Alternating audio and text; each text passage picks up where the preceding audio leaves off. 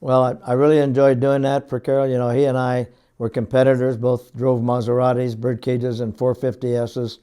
And toward the end of his career, I didn't know he had a heart problem, but anyway, he did. And so I was beating him at the end with the same car. So when he decided to do this, at first he was going to do something different. And he stumbled onto those AC chassis in England and came up with the idea of putting an American V8 in it, as he had done in Texas with a Maserati. He put a Chevy V8 in it, and I'd put a Chevy V8 in my D Jaguar. So we had common ideas, basically. So he did call me and asked me if I'd come out and do a test at Riverside. And they'd been running the car quite a bit, but I didn't know that. So I did, and I liked it. Yeah, I thought the car had a lot of potential. It was light, and that little V8 ran good for some reason. I'm not sure. One 4-barrel carburetor, and I just made some chassis suggestions to make it handle a little better, and they made those adjustments for me, and it kind of cut the door out because I guess I was steering a lot more than I thought I would. So I was banging my elbow on the door, and then the car ran flawless until the left rear wheel came off. Well, Dave had a driving style kind of like mine, not like Bondurant was different. Bondurant and Gurney were more similar, and Dave and I were more similar, and we liked to slide the cars a little more. You know, it's funny, I was looking at a picture taken from the back when I was getting ready to pass Dave, and I'm in the Cobra, of course he's in the Corvette, and my car was more sideways, and it was more rolled over, and his was pretty stable going straight. But I could have passed him at any time. I didn't want to do that because I wanted to know how fast the new Corvettes were. And this car was unknown, that Cobra. And so when I finally decided, okay, done enough experimenting, I'll just go on, and I did.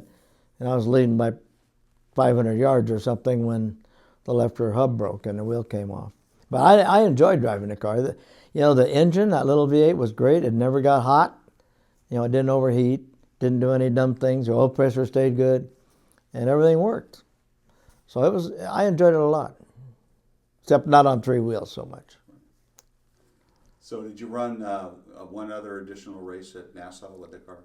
Yes, we did maybe one test in between, and then we went to Nassau, and we had the only Shelby Cobra competition car, and they asked Carroll to send a car, Ford did, to Holman and Moody, the stock car guys, because they really believed they knew more than Carroll, which they didn't.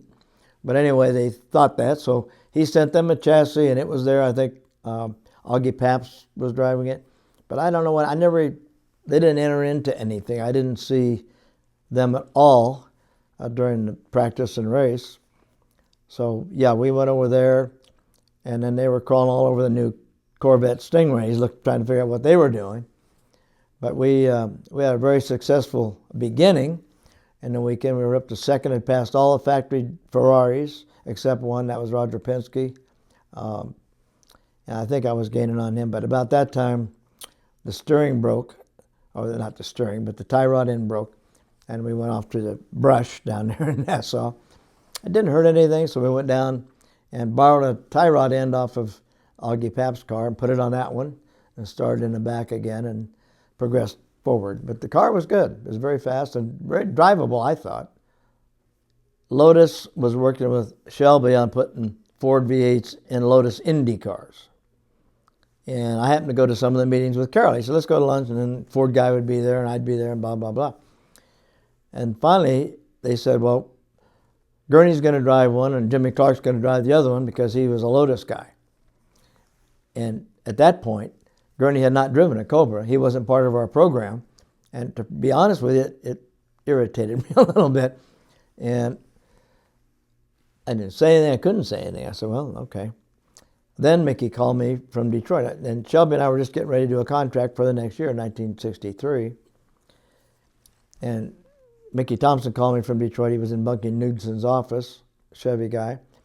He said, Bill, don't sign. Wait a minute.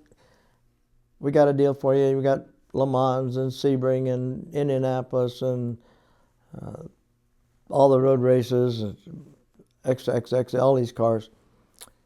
And we'll pay you X amount. I said, well, let me talk to Carroll. I really enjoyed Carroll being with him. He and I roomed together in Nassau. and we just had a great time. So anyway, I went to him face to face in Venice there at the old shop where they built the Scarabs, and I said, Carroll, you know, you have other drivers already, and I feel like I kind of got pushed aside on this other deal, but they were right, except I didn't think they were right. So I said, this is the deal they're offering me. What do you think I should do? Because I really like being with Carroll and the whole organization. It was small, but it was a good group of guys. He said, well, Billy, if I was you, I'd just tell them to pay me and take the deal. I wouldn't blame you a bit.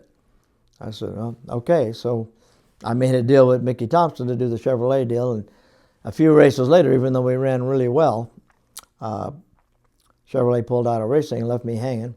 And I was too proud to go back and ask for my job back with Carroll. So I just started working harder on my business. And I didn't race for a little while, and then I drove a couple of Can-Am cars after that. But they weren't as much fun, so I just decided to work harder and drive less.